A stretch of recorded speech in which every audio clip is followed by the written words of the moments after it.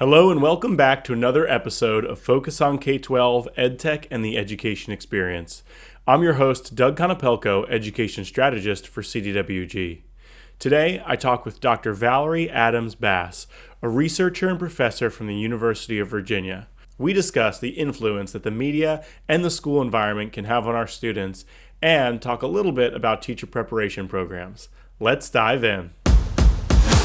My name is Dr. Valerie Adams-Bass. I am a developmental psychologist. I'm currently an assistant professor of youth and social innovation at the University of Virginia and the School of Education and Human Development. So those are long names and titles.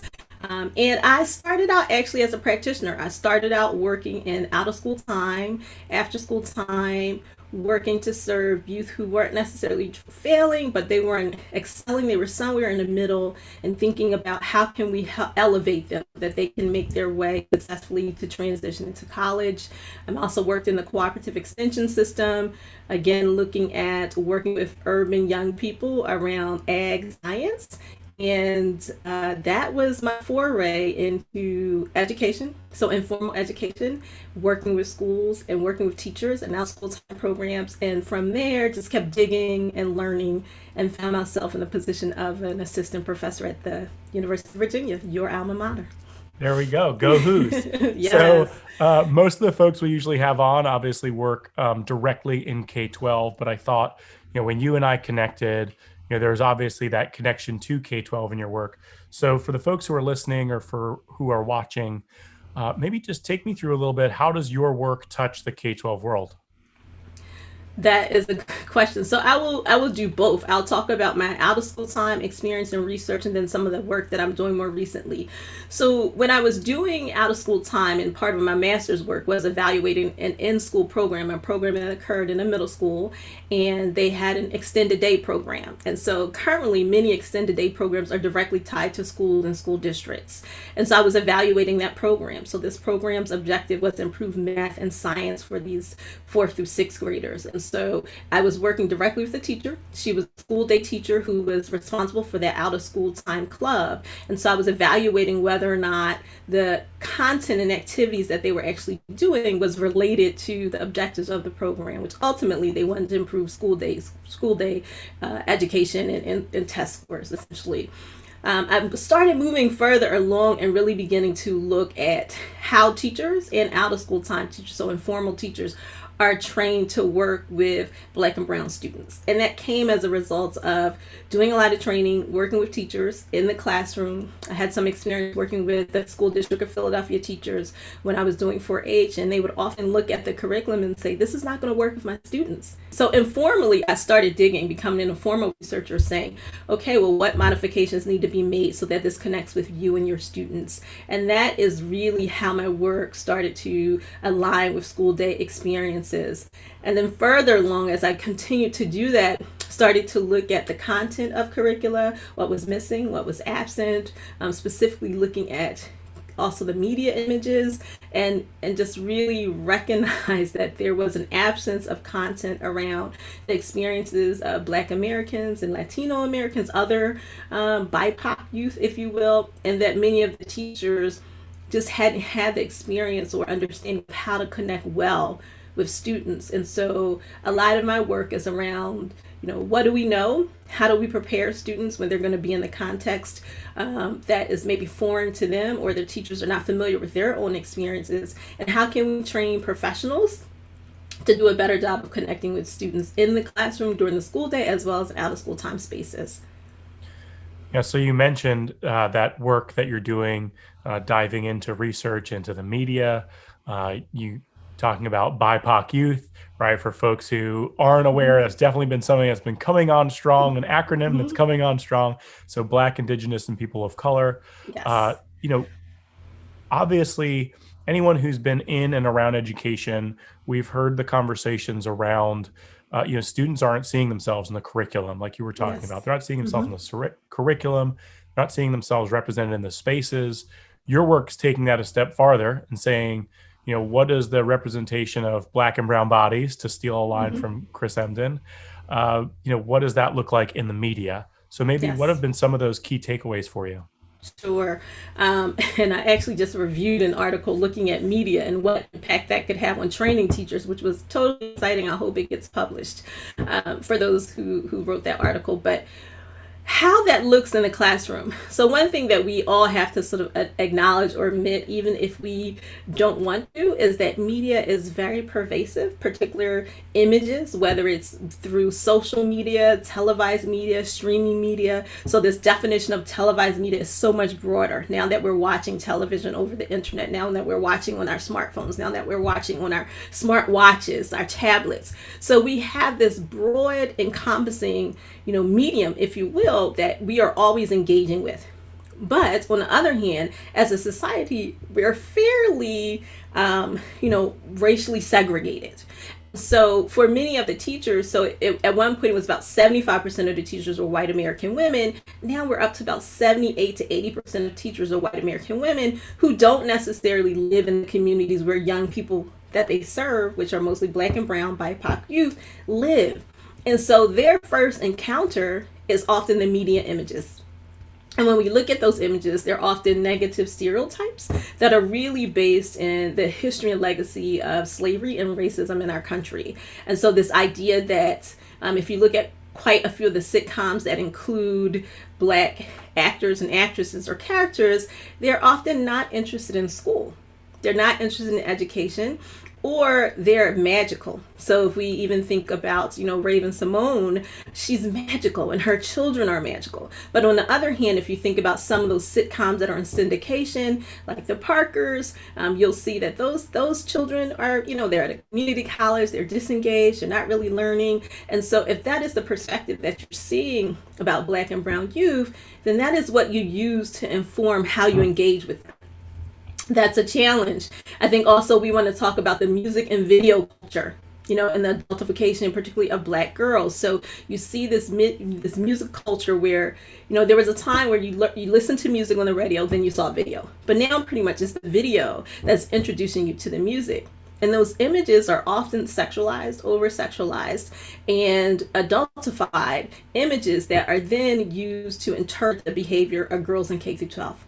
Particularly middle school and high school. And so what does that mean when your assumptions about those students is that they're older than what they are? How do you engage and respond to them? So that's one of the questions that I've been asking more recently in terms of looking at the data that I've collected and what others have collected around how do we help teachers to move beyond these perceptions or misperceptions of the students they're teaching, and also have a critical eye to the media that they are engaging with, so that is not the primary reference for how they engage with students when they're in an actual classroom.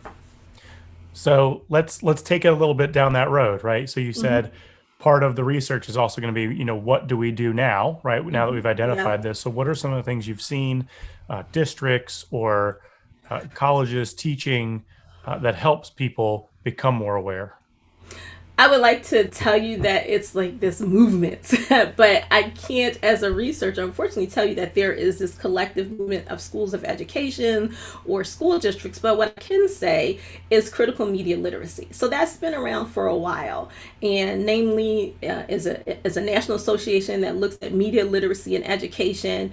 But oftentimes you will see that the media literacy and education content is around interpreting commercials. Commercials are marketed toward children. You're going to buy Lucky Charms, you're going to get the gift. You're going to go to the fast food store, you're going to get the gift. So a lot of the critical media literacy that's been integrated into school curriculums are around how to respond to persuasive sales and marketing, and less around sort of gendered stereotypes or racial stereotypes that we see existing in the media.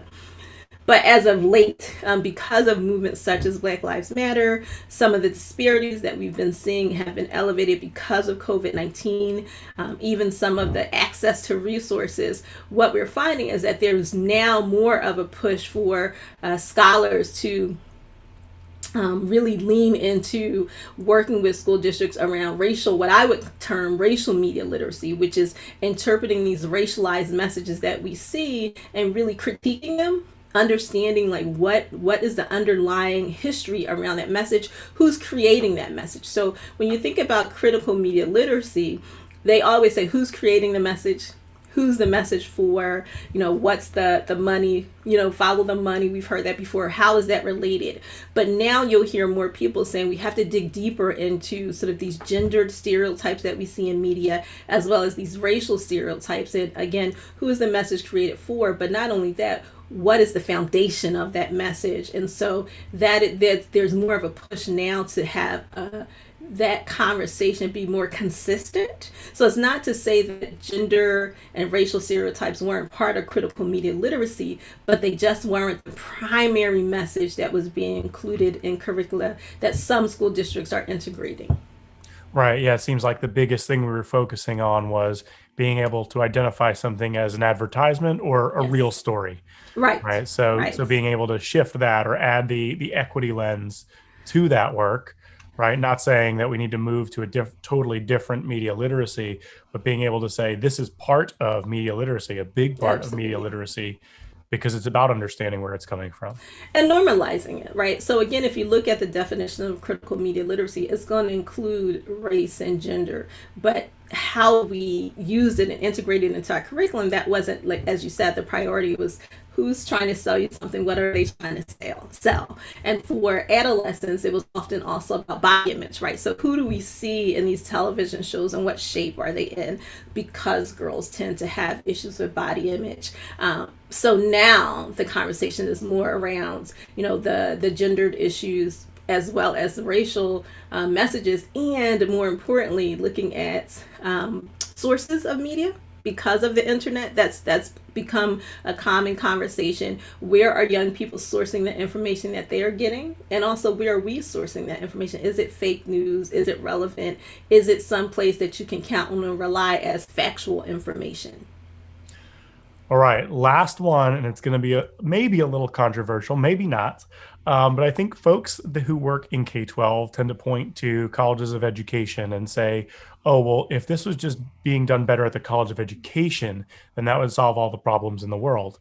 I know that things are never that simple. Anytime we deal Absolutely. with people or teaching and learning, right, it's a really complex set of ideas. Yes. So as somebody who isn't necessarily primarily in teacher training, but does have a foot in that world and is definitely closer than most folks who hold those opinions. Mm-hmm. What would you say about the ability for colleges of education to be a lever toward the things that we've talked about, Mm-hmm. or ways that since you are closer to it, that we could make some changes? That's a good question. I love that question. I wish I got it more often. So we've done some research. We recently had an article come out called Teaching Scared. And this was pre-COVID-19 and pre-Black Lives Matter, but it was definitely after the, unfortunately, death of Trayvon Martin, where we were asking pre-service teachers, primarily white, and a teacher training program, how comfortable are you dealing with issues of race and racism and having these conversations with your students? And they weren't. How well prepared are you in this teacher training program to do this? And they weren't well prepared, or at least that's what they said, that they weren't well prepared. And I would believe that. So I think one thing that schools of education can do, and the conversation is occurring now again because of how much COVID-19 has elevated the acute disparities in education, not just resources, but quality, and the disparities. Schools of education are figuring out how can we better prepare our teachers.